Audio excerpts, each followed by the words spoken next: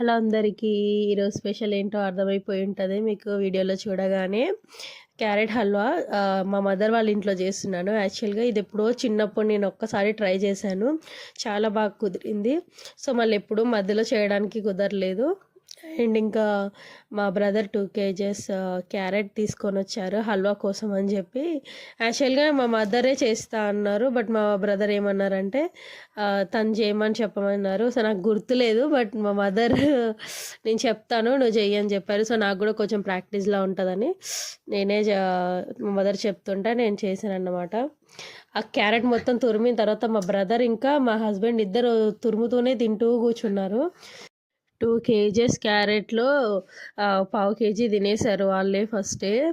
So ఇంకా ఇది recipe చేయడం చాలా ఈజీ, కాకపోతే దీని ప్రాసెస్ అనేది కొంచెం టైం పడుతుంది. ఎందుకంటే ఇప్పుడు ఇది నెయ్యిలో వేయింపేటప్పుడు మనం అలా నెయ్యిలో మిక్స్ చేసేసి అలా వదిలేయకూడదు, మొత్తం అడుగంటిపోతుంది క్యారెట్ అనేది. కంటిన్యూగా మిక్స్ చేస్తూనే ఉండాలి, అందుకే ఓపిక ఉండాలి. ఓన్లీ క్యారెట్లో షుగర్ ఇంకా మిల్క్ యాడ్ చేయడానికి ఆ టైం వరకు మాత్రం మిక్స్ చేస్తూ ఉండాలి.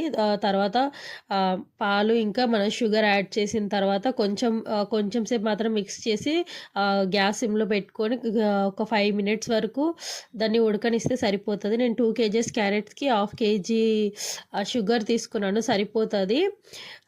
షుగర్ వేసిన తర్వాత అసలు కలపకూడదు, అదే కొంచెం దగ్గరికి అయిపోతుంది. మూత పెట్టేసేయాలి సిమ్లో పెట్టేసి. తర్వాత డ్రై ఫ్రూట్స్ చల్లేసుకొని కంప్లీట్గా మిక్స్ చేసేసుకొని గ్యాస్ ఆఫ్ చేసుకుంటే సరిపోతుంది. ఇది టేస్ట్ నేను చేశాను కాబట్టి నాకు టేస్ట్ బాగుంటుందని మీరు అనుకుంటారు, కాకపోతే చిన్నపిల్లలు ఎవరు అబద్ధం చెప్పారు కదా. మా అన్న పిల్లలు కూడా తిన్నారు, టేస్ట్ మాత్రం చాలా అద్దిరిపోయింది. వాళ్ళ వీడియో రియాక్షన్ కూడా మీరు చూడండి. చాలా సాఫ్ట్ అంటే సాఫ్ట్గా వచ్చింది క్యారెట్ మాత్రం. స్మెల్ అయితే చాలా అదిరిపోయింది, ఎందుకంటే కొంచెం కూడా నేను ఆయిల్ యాడ్ చేయలేదు, మొత్తం నెయ్యితోనే చేశాను. ఫైనల్గా సూపర్గా వచ్చింది. మా పిల్లలు ఏమంటున్నారో మీరే చూడండి, నేను చెప్పేది నిజం.